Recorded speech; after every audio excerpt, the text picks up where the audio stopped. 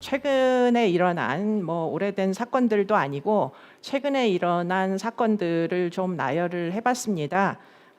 지금 여러 가지 인제 언론 기사화됐던 기사들을 그냥 타이틀만 쭉 나열을 한 것인데도 사건이 결코 적지 않았습니다. 그래서 많은 사람들이 지금 불안감을 가지고 있고요.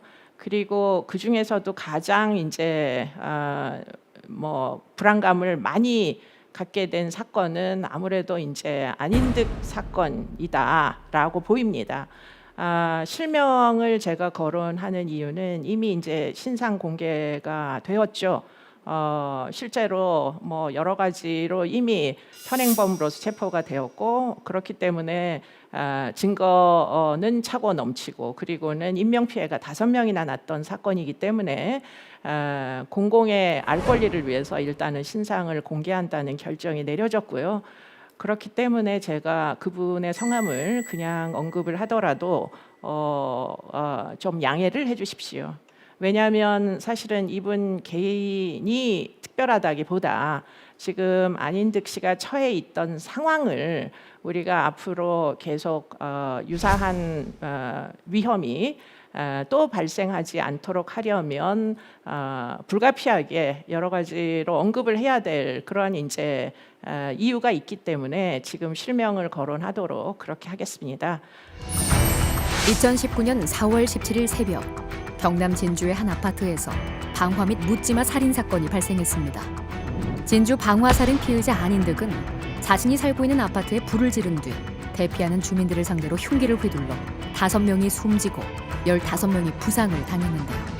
2015년 조현병 진단을 받았던 안인득은 평소 아파트 주민과의 잦은 불화를 일으켜 주민들을 지속적으로 불안에 떨게 했으며 지나친 피해망상으로 분노가 커진 상태에서 계획적으로 범행을 준비한 정황이 드러났습니다.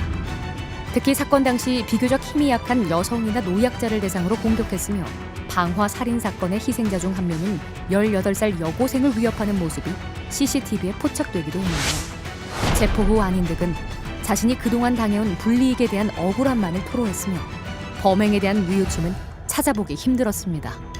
저도 하소연을 했었고 10년 동안 불이익을 당해왔습니다. 하소연을 하고 경찰서에 되면 경찰서든 무엇은 국가기 있는 거 아니고 하소연을 해도 제대로 도움도 하지도 못하는.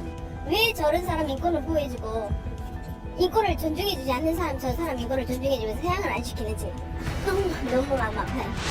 이처럼 최근 조현병 환자의 강력 범죄가 잇따라 발생하는 가운데 안인득의 방화살인 사건은 조현병 환자의 범죄와 관련해서 우리 사회에 큰 충격을 안겨준 사건이었습니다. 이런 인제 불특정 상대를 대상으로 한 범죄에 대한 두려움을 상대적으로 더 많이 느끼는 분들은 여성이면서 또 아이나 노인들과 함께 사는 그런 가족들이 훨씬 더 불안감을 현재 많이 호소를 하고 있습니다. 그렇기 때문에 최근에는 이제 많은 사람들이 지금 여기서 기사화됐던 것처럼 소위 이제 정신질환자, 그 중에서도 조현병 환자들에 대한 거부감이 과거의 그 어느 때보다도 점점 이제 고조되고 있어서 과연 이런 이제 현실을 우리가 좀 무시해도 되겠느냐, 그거보다는 훨씬 더 좀 정확하게 분석을 하고 대안을 마련하는 게 그게 사실은 더 필요한 일 아니냐, 그런 차원에서 사실은 오늘의 강의를 준비했습니다. 전체 범죄자 중에서 지금 정신질환 범죄자들이 얼만큼 이제 비율을 차지하는지 하는 것들 좀 살펴볼 필요가 있겠는데요. 왜냐하면 이런 표를 제시하는 이유는 많은 사람들이 지금 이제 조현병을 포함한 정신질환자들이 저지르는 범죄가 우리나라에 너무 만연돼 있다, 이런 이제 생각을 갖기 때문입니다. 조금 전에 이제 보여드렸던 그 신문 기사를 보시면 아시겠지만 안인득 사건이 발생했을 때만 하더라도 안인득 사건을 다루지 않는 언론사가 없을 정도로 굉장히 많은 언론사와 방송을 통해 가지고 이 사건이 보도가 됐습니다. 그러다 보니까 실제로는 한 건의 사건인데 많은 사람들은 비슷한 질병을 가진 사람들이 굉장히 많은 유사한 강력범죄를 저지르는 거 아닌가 하는 그런 이제 불안감이 굉장히 고조가 됐었던 거죠. 그렇기 때문에 실제 통계치를 보면 우리가 지금 전체적인 숫자로 보면 그렇게 많은 숫자는 아니다라는 것을 좀 인지하실 필요는 있겠습니다. 들쑥날쑥하기는 합니다만 어쨌든 150만 원 넘지만 200만 원 되지 않는 그 정도가 지금 전체 범죄 사건 수입니다. 그런데 그 중에서 이제 정신질환을 가지고 있는 사람들이 차지하는 비율이 어떻게 되는지 하는 것을 보면 사실은 1%가 채 되지 않습니다. 그렇기 때문에 전체적으로 보면 사실은 굉장히 희귀한 케이스다. 100명 중에 1명도 채우지 못할 정도로 굉장히 낮은 이제 비율을 보인다라는 것은 정신질환 범죄가 그렇게 일반적이지 않구나 하는 것들을 보여주는 그런 이제 통계치라고도 볼 수 있겠습니다. 그리고는 이제 그 중에서 우리가 조금 더 확인을 해야 될 게 있는데요. 전체 범죄로 보면 비율이 1%가 되지 않습니다. 그러나 이제 강력 범죄, 우리가 일반적으로 강력 범죄라고 이야기할 때는 살인과 강도 그리고는 방화와 성폭력 이 정도가 이제 강력한 범죄다라고 해서 여러 가지로 처벌 수위가 높아서 금고형 이상의 처벌을 받을 정도의 그 정도의 범죄가 되는 것들은 대부분 여기에 포함되어 있습니다. 그러면 그렇게 이제 정신질환을 갖고 있으면서 강력 범죄를 저지르는 사람들이 전체 강력 범죄자의 비율 중에는 몇 %인가 하는 걸 보면 지금 그것은 약간 더 높습니다. 이 얘기는 무슨 얘기냐면 예컨대 계획범죄 같은 것들은 사실은 이 정신질환자들이 저지르기가 생각보다 쉽지가 않다. 그렇기 때문에 예를 들자면 강력범죄가 아닌 뭐 사기범죄나 또는 그 외에 뭐 운전을 하다가도 범죄를 저지를 수 있는 거고요. 그런 종류의 범죄는 일반인들보다는 훨씬 저지를 가능성이 낮다 이렇게 봐야 되겠죠. 그렇기 때문에 이제 대부분 우발적인 동기가 이제 가미가 되는 강력범죄 같은 경우에는 정신질환자들이 상대적으로 더 많이 저지르는구나 하는 것들 여러분들이 짐작해 볼 수 있으시겠지만 이 비율도 역시 사실은 얼마 되지 않습니다. 아직은 3%가 채 되지 않아서 정신질환이 없는 사람들이 거의 대부분 97%의 범죄를 저지르고 그야말로 정신질환이 있는 사람들은 굉장히 이런 강력범죄를 저지를 가능성조차도 매우 낮다라는 게 현실인데요. 문제는 이런 현실이 이제 정확히 전달이 되지는 않은 상태로 안인득 사건이 워낙 보도가 많이 되다 보니까 사실은 많은 사람들이 사실은 조현병 환자들이 위험하구나. 이 사람들이 결국에는 강력범죄, 예컨대 살인 사건까지 저지르는 건 아닌가. 이런 이제 두려움을 사실 갖게 되는 것이죠. 지금 이제 뭐 일단 수치는 굉장히 낮다, 희귀하다. 그러나 우리가 그러면 걱정을 안 할 정도인가 하는 것은 사실은 여러 가지 이견이 있을 수 있습니다. 왜냐하면 실제로 여러분들이 보시면 금방 아시겠지만 2013년도보다 지금 2017년도에는 거의 지금 전체 범죄자 중에 차지하는 비율도 강력 범죄자 중에서 정신질환자가 차지하는 비율도 모두 점진적으로 증가하고 있다는 데에 문제가 있다. 이렇게 이제 보셔야 되는 것이죠.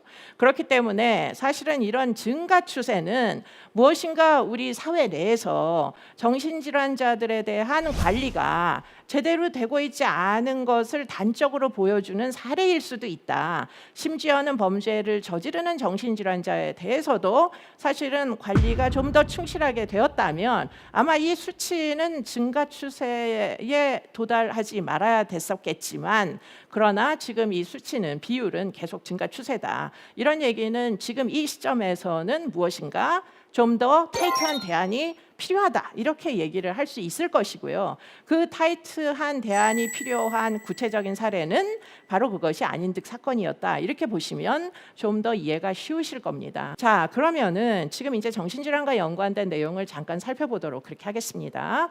정신질환 중에서 우리가 아무래도 이제 가장 중증이 조현병이니까 조현병의 이제 유병률을 잠깐 살펴보도록 하겠습니다. 조현병은 사실은 모든 사람에게 아무 때나 발생할 수 있는 그런 질환은 아닙니다. 그러나 뭐 전체적인 인구를 봤을 때 일정한 이제 구성원들이 조현병을 경험을 하게 되는데요. 외국의 경우에 그 책자들에서는 조현병의 유병률은 일반적으로 보면 뭐 동서양을 가리지 않고 한 1% 정도 된다, 이런 이제 추세를 보고를 합니다.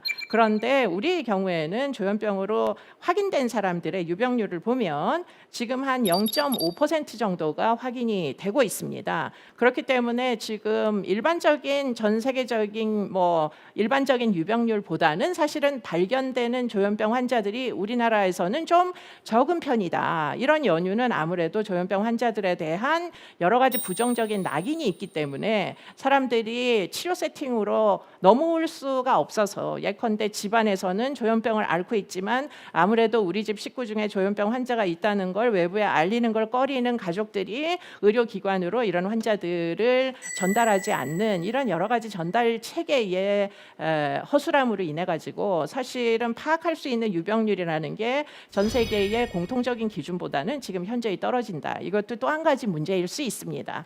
그렇기 때문에 이런 부분에 대해서도 뭔가 구체적 대책이 필요한 건 틀림이 없는데요. 지금 이제 잠깐 보시면, 그러면 이 조현병은 다른 정신 질환들과 비교를 해봤을 때 그 발생률이 어느 정도 되는지를 보여줍니다. 여러분들이나 저 같은 경우에도 아주 경미한 수준의 정신 질환을 부정기적으로 앓을 수가 있습니다. 뭐 특히 이제 우울한 기분 같은 것들은 뭐 살다 보면 누구나 비슷한 경험들을 다 하고요. 또 경우에 따라서는 스트레스가 아주 많을 때는 불안 장애와 비슷한 증상들을 호소하기도 합니다.